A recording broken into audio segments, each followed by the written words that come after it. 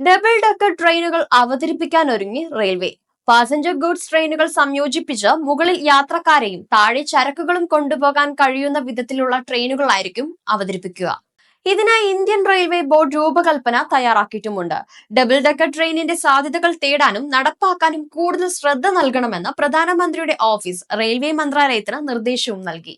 ചരക്ക് ഗതാഗതത്തിൽ നിന്നുള്ള വരുമാനം വർദ്ധിപ്പിക്കുകയാണെന്ന ലക്ഷ്യത്തോടെയാണ് ഇത്തരം ട്രെയിനുകൾ ആലോചിക്കുന്നതെന്ന് റെയിൽവേ ബോർഡ് ഉദ്യോഗസ്ഥർ അറിയിച്ചു.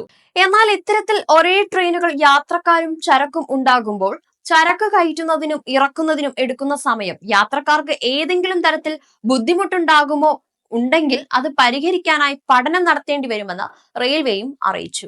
യാത്രക്കാർക്ക് ബുദ്ധിമുട്ടുണ്ടാക്കാത്ത രീതിയിലായിരിക്കണം സർവീസ് എന്നും ഉദ്യോഗസ്ഥർ പറഞ്ഞിട്ടുണ്ട്. തുറമുഖങ്ങൾ കേന്ദ്രീകരിച്ചായിരിക്കും പ്രധാന സർവീസുകൾ. 10 കോച്ചുകളായാണ് ആദ്യഘട്ടത്തിൽ നിർമ്മിക്കുക. ഒരു കോച്ചിന് 4 കോടി രൂപയാണ് ചെലവ് കണക്കാക്കിയിരിക്കുന്നത്. റേക്ക് കൂട്ടിച്ചേർക്കലിന്റെ പ്രവൃത്തി പുരോഗമിക്കുകയാണ്. 2024 റെയിൽവേ മന്ത്രാലയം ഡബിൾ ഡെക്കർ ട്രെയിനുകൾ എന്ന ആശയം പ്രധാനമന്ത്രി നരേന്ദ്രമോദിക്ക് മുന്നിൽ സമർപ്പിച്ചത്.